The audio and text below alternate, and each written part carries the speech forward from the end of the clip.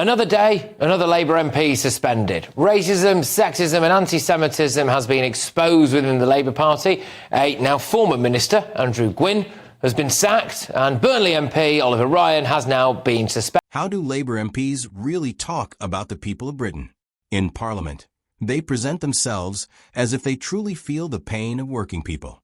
However, when they sit together in private rooms or chat in WhatsApp groups, they seem to become entirely different individuals.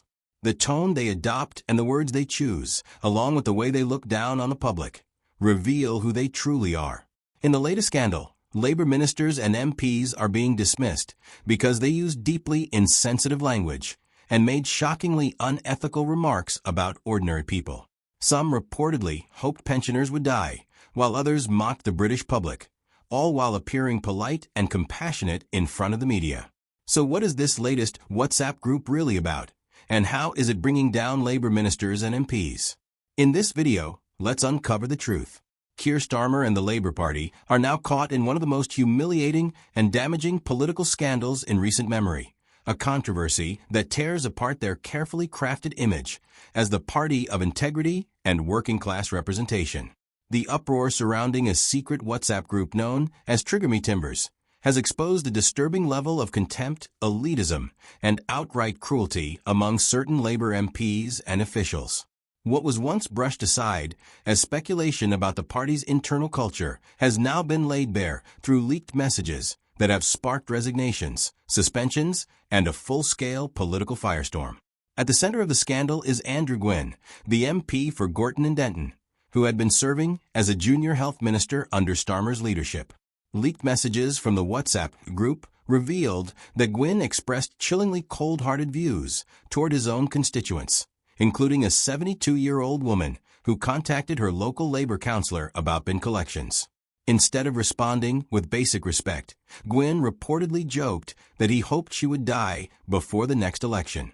The sheer cruelty of that remark sent shockwaves through both the party and the public. Yet in front of cameras and microphones, he consistently presented himself as a figure of innocence and compassion.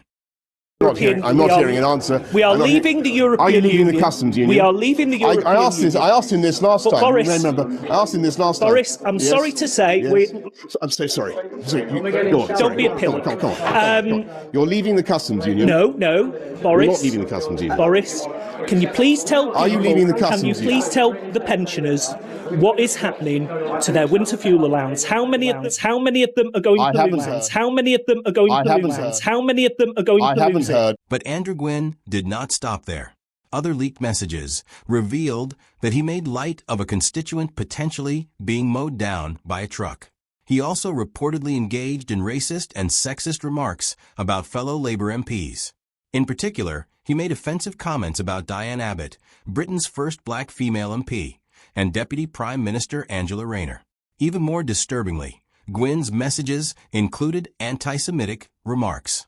In one instance, he questioned whether an American psychologist was too militaristic and too Jewish, even asking whether the individual had links to Mossad. When these messages surfaced, the backlash was immediate. Keir Starmer acted swiftly, removing Gwynne from his ministerial post and suspending him from the Labour Party. But by then, the damage had already been done.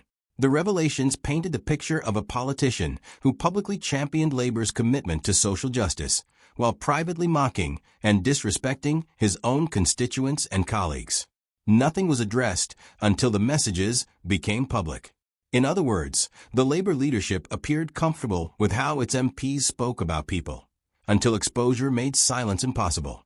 As journalists and investigators dug deeper into the WhatsApp group, it became clear that Gwynne was not the only Labour figure entangled in this toxic culture.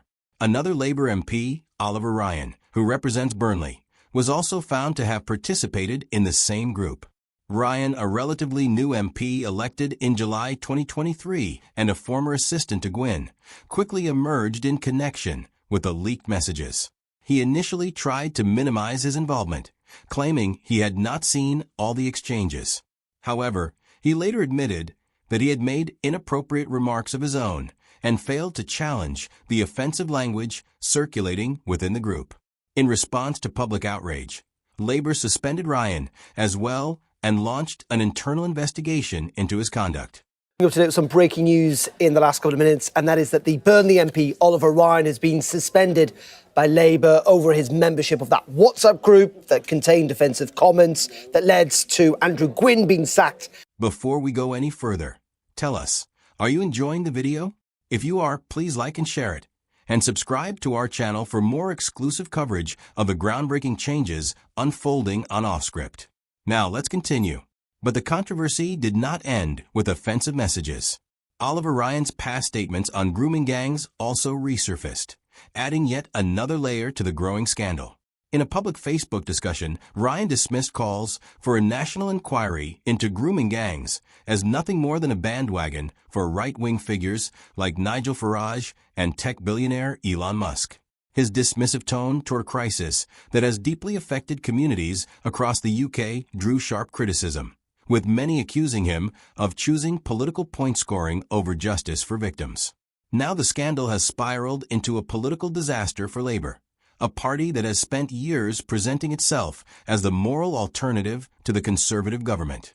For many voters, especially in working-class constituencies, this episode confirmed their deepest fears, that Labour politicians speak about standing with the public in front of cameras, yet privately mock the very people they claim to represent. I think this is a matter for the Labour Party, Michelle. When you ride to power on the sort of preachings of probity, honesty, and reforming the way in which Parliament operates, and then you see grubby little WhatsApp groups like this happening, you do ask yourself, why would they do that? And I think a lot of people get their lead from their leader. And I personally think Keir Starmer is extremely duplicitous. I think this is a duplicitous way to lead your life. And for me, Labour have got to deal with it in the way they decide to deal with it. And if you follow through from what they said before the election, they really should take some quite radical action. But that's a matter for them. What do you determine to be radical action? Well, I think, as Barry says, they've got to have an internal investigation. There are clearly other people on this WhatsApp group. I don't know the facts, but if some of this stuff is true, then it's pretty damning towards their constituents. Yeah. But in answer to your question on by-elections, I've had a look. It would be a juicy by-election in Mr. Gwynne's seat. So I think it would be for us manna from heaven if he were to resign or any of the others were to resign. It's a perfect time for us to be fighting by-elections. So arguably an own goal by the Labour Party, but I think it's a matter for them. The timing could not be worse for Keir Starmer. This scandal has handed the Conservatives a golden opportunity to question Labour's credibility. Richard Holden, the Conservative Shadow Paymaster General, publicly urged Starmer to go beyond suspensions and fully expel both Andrew Gwynne and Oliver Ryan from the party, arguing that allowing them to remain would signal Labour's tolerance for elitism and bigotry. Starmer's leadership is now under pressure from multiple directions. Critics within his own party are asking why such a culture was allowed to grow unchecked for so long. Reports suggest that concerns about the Trigger Me Timbers group had been raised internally more than a year ago, yet no meaningful action followed. If Labour was aware of the offensive exchanges and chose to overlook them, it raises serious questions about Starmer's judgment and his commitment to transparency. The controversy also exposes Labour's deep internal contradictions. On one hand, Starmer has carefully presented himself as a law and order leader, promising to confront hate speech, anti-Semitism, and misogyny head-on. Yet under his leadership, senior MPs and officials were engaging in the very conduct he claims to oppose.